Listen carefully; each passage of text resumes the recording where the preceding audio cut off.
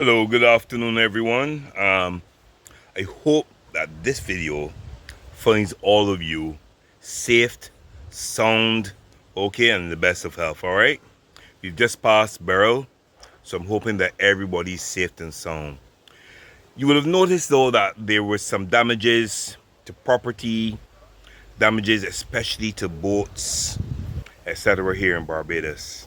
And this is what this episode of Come Out Things is dealing with. We're dealing with what happened in the fisheries complexes and around the island as far as boats are concerned. Now, usually, like any vehicle, boats are insured, okay? We know that.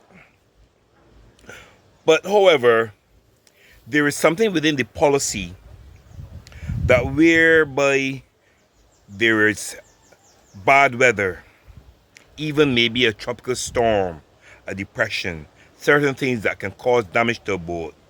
There is something within the policy, and this is told to me by a person who works in the insurance company for years, whereby the owners must ensure that they safeguard their boats, which means they're not supposed to leave them in the water for the elements to have their say with them.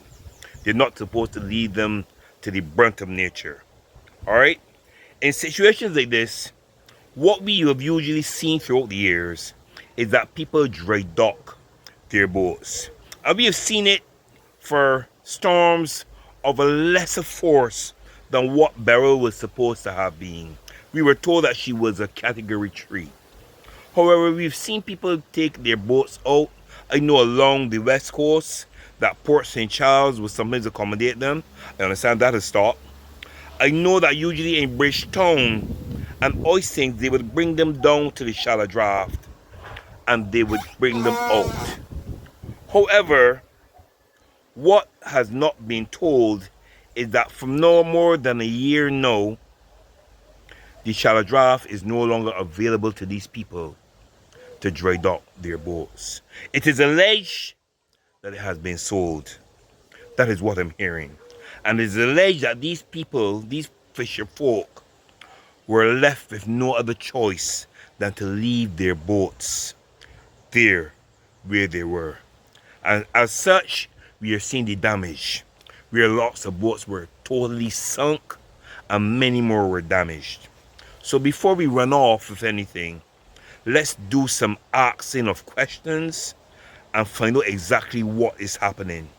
Because from what I'm hearing, the policies are that these fishermen, when they hear storms, they're supposed to take their boats out of the water or put them someplace where they can be assured of safety. But if they have no choice, what are they supposed to do? It's something to think about, isn't it? It is something to really think about, because I've never seen anything like this happen in Barbados before. Not on this magnitude. Not of this magnitude. We are seeing people out and about and visiting and stuff like that. But what are these people to do? And I want you to look at this too, because there are a lot of consequences as a result of this. Because with the amount of fishing vessels that were damaged or destroyed, it means then that the influx or our fishing industry will suffer. It means that we might have to import fish. It means then that the prices of fish will raise.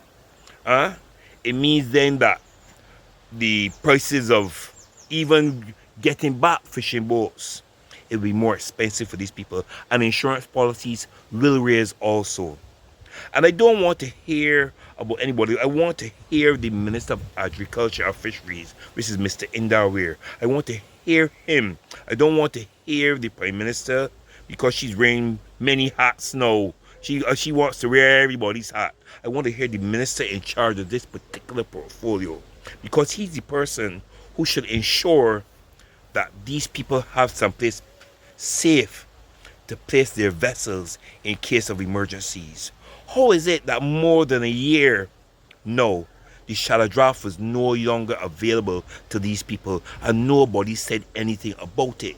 Why is this not being said no? Why is it not being publicized? No, that something has happened. Why is it that we are hearing it has been put into private hands? This is what we are hearing. Is it true? Come on and speak to us about it, please. All right?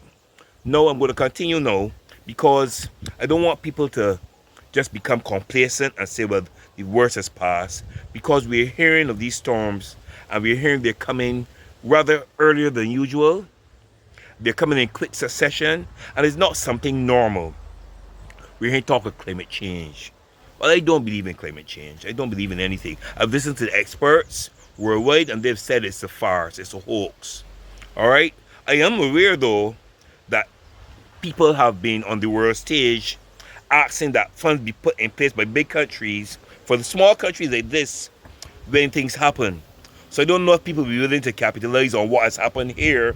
I don't know if the publicity is being used in order to get more monies. Okay, I can only ask a question, right?